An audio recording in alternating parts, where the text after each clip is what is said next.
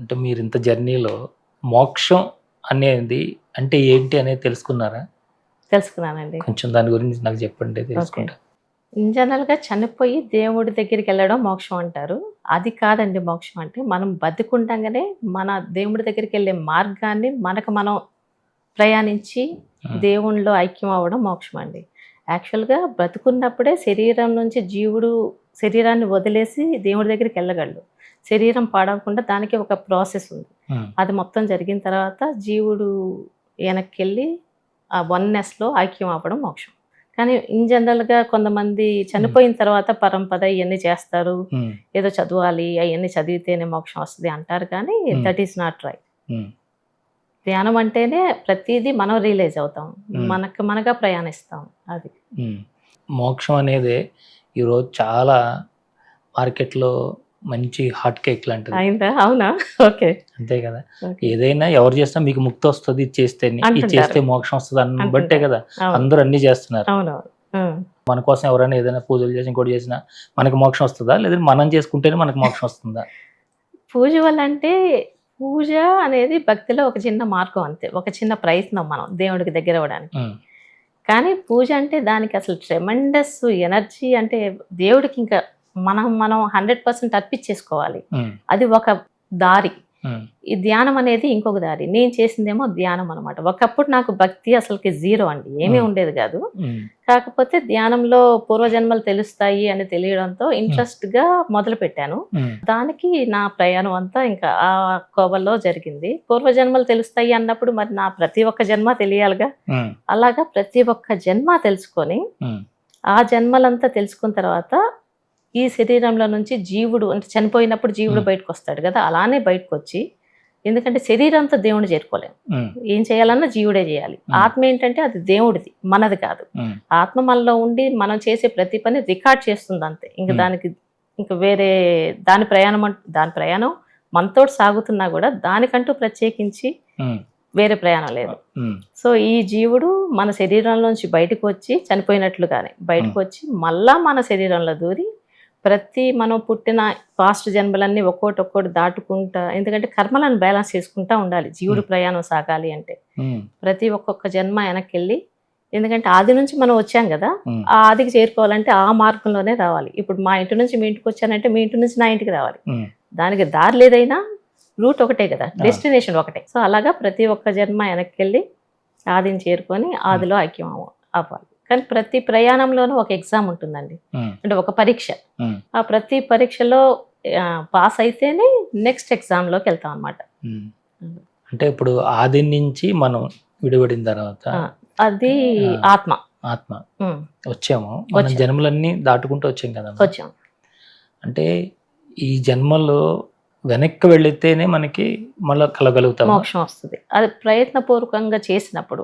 Unless మీరు భక్తి మార్గంలో చేస్తే అది దానికి ట్రెమండస్ భక్తి ఉండాలండి. మనం వెళ్ళి గుడిలో కొబ్బరికాయ కొట్టు హుండీలో డబ్బులు వేస్తే భక్తి రియల్ భక్తి కాదు, కానీ ఒక ప్రయత్నం, చిరు ప్రయత్నం అంటారు కదా అది. అంతేకాని అది రియల్ అయిన భక్తి కాదు. ఇంకా 100% ఇంకా దేవుడు తెప్పించి మనకి ఇంకా వేరేది ఉండకూడదు అన్నంతగా ఉంటేనే అది అపారమైన భక్తి అనమాట. ఆ భక్తిలో ఉంటే అప్పుడు దేవుడే వచ్చి తీసుకెళ్తాడు, అలా మోక్షం పొందొచ్చు. అది కాకపోతే మనకు మనంగా పొందాలి అంటే ఇది మార్గం. ధ్యానంలో అయితే ఈ మార్గం. అంటే కర్మల్ని ఎలాగా మనం నశింప చేసుకోవాలి అంటే మన జీరో ఎట్లా చేసుకోవాలని? ప్రతి యాక్షన్కి ఒక రియాక్షన్ ఉంటుంది కదా. ఇప్పుడు చెడు చేసామని మన మనస్సాక్షికి తెలుస్తూనే ఉంటుంది, కానీ మనం దాన్ని ఓవర్ రైట్ చేసి, ఎందుకంటే మన అవసరం, శరీరానికి అవసరం, దానికి చేస్తూ ఉంటాం. కానీ మన మనసు చెప్పే ప్రతి మాట వింటూ ఓకే ఇది నాకు మంచిది కాదని చెప్తుంది, సరే చేయకుండా ఉందాము అని మనసు మాట వింటూ ఉంటే కర్మలు అక్యుములేట్ అవ్వకుండా ఉంటాయి.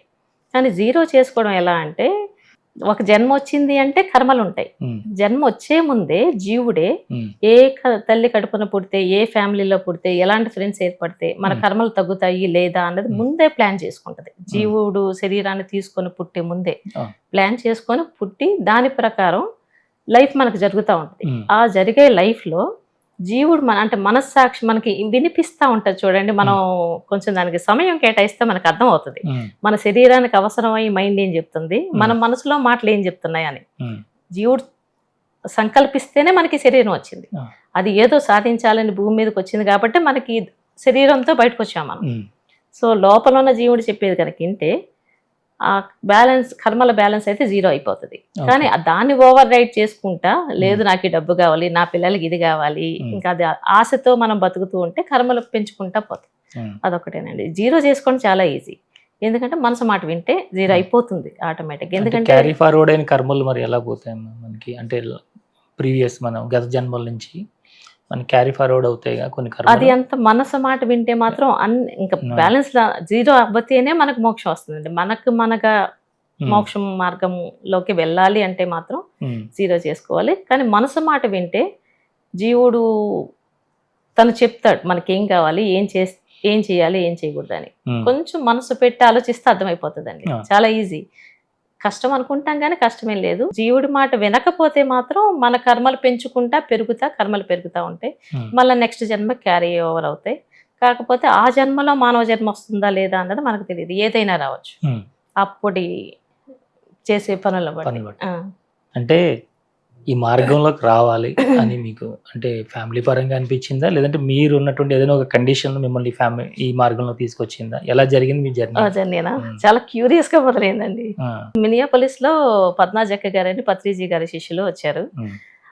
అక్క వాళ్ళు చేస్తున్నారు అనమాట మెడిటేషన్. ఒకసారి ఫోన్ లో అక్కతో మాట్లాడుతుంటే ఆవిడకి పూర్వజన్మలు తెలిసాయి అని చెప్తే నాకు చాలా క్యూరియస్ గా అనిపించింది.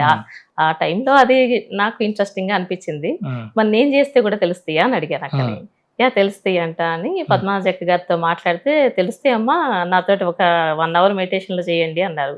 నేను ఫ్లోరిడాలో ఉన్నాను కదా అంటే, ఎక్కడున్నా పర్లేదమ్మా ఫోన్ ద్వారా చేయొచ్చు అన్నారు అనమాట. ఆ రోజు వరల్డ్ మొత్తము ఏదో మంచి రోజు, నాకు ఏ రోజు అన్నది గుర్తులేదు కానీ ఆ వరల్డ్ పీస్ కోసం చేస్తాం ఈ రోజు మెడిటేషన్, మంచి రోజు అమ్మా నువ్వు చెయ్యి అనగానే, వరల్డ్ పీస్ అనగానే నాకు ఇంట్రెస్ట్ అనిపించింది. ఓకే మంచిదే కదా అని నేను కూర్చున్నాను.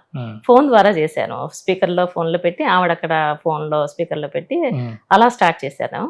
స్టార్ట్ చేసినమ్మంటే నా బాడీ ఎలివేట్ అంటే, ఇప్పుడు ఎలివేట్ అంటున్నాను కానీ ఆ టైంలో తెలియలేదు. గాల్లోకి అయితే ఎగిరాను.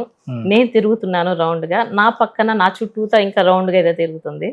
నాకు అది అర్థం కూడా కాలేదు. మెడిటేషన్ అయిపోయిన తర్వాత నాకు ఇలా అయిందండి అని చెప్తే, అది భూమిలాగా నువ్వు కూర్చున్నావమ్మా, నీ చుట్టూతా అదే చంద్రుడు తిరుగుతా ఉన్నాడు, మంచిది, చాలా బాగా జరిగింది, రోజు స్టార్ట్ చేయమ్మా అని అన్నారు.